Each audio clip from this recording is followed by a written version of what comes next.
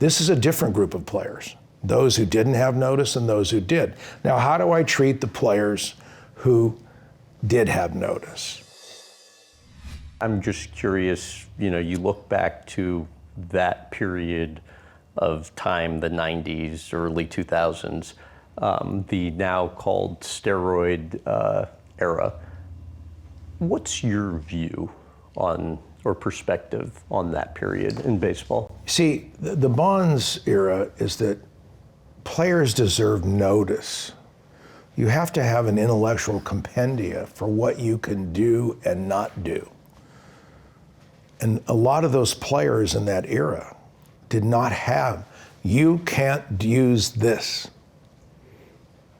Once that was documented, I said to players, now the union had gone down, looked into this, evaluated it, and said, we now have a strict compendia about what we're going to do pharmacologically in our game. And so that, because all these... But is that being almost too kind to the players? Because some of the stuff was federally illegal. If he's going to be sanctioned, or if you're going to be labeled to do something that is contrary to the rules of the game, the rules have to be defined and established.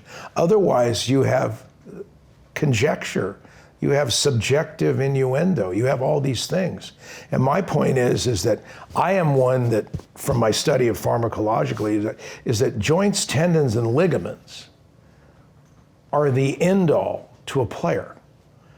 And that anabolic steroids and additional weight and all these things create greater stress on joints, tendons, and ligaments.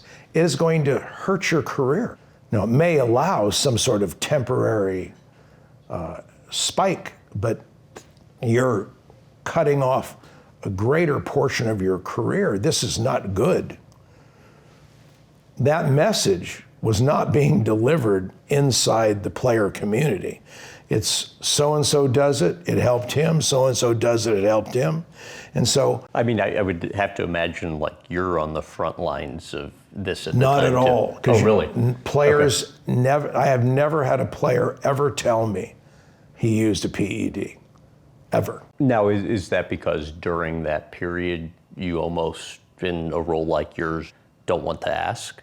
No, the idea of it is that you're concerned with a player's health or what they do and how they do it. If they don't have a health problem, you go through, and this is my point about now, I went and then brought a training staff to this, so that now I have a greater hand on what they're doing day to day, monitoring their conduct and doing all that for the betterment of the players and the game. Because in that early 90s period, all of that, I didn't have that in place. These players who are known or assumed to have used performance-enhancing drugs, when it comes to enshrinement in Cooperstown, what's your view of that? I think...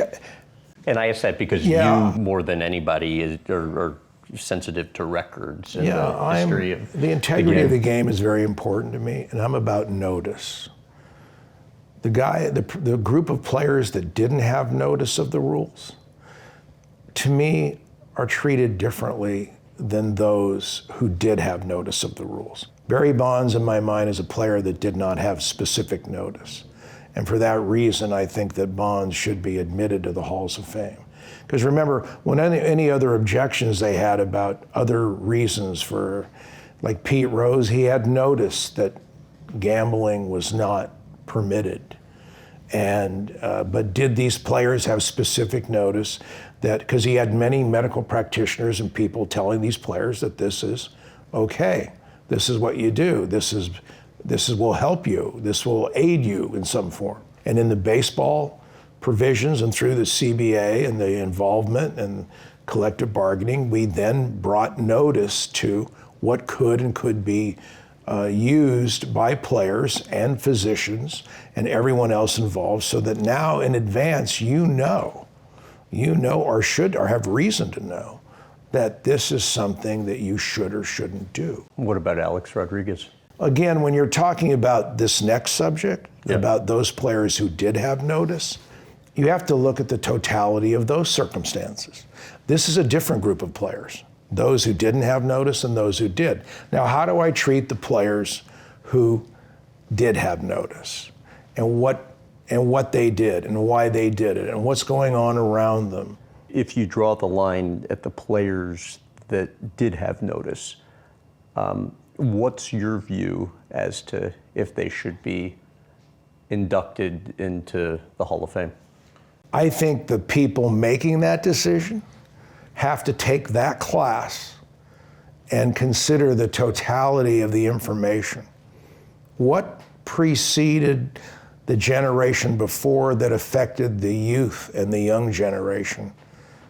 Because that's very different than the next generation who had a full generation of saying, this is not the way to go, knowing that the young players had a generation that preceded them that said, this was acceptable and it actually helped me.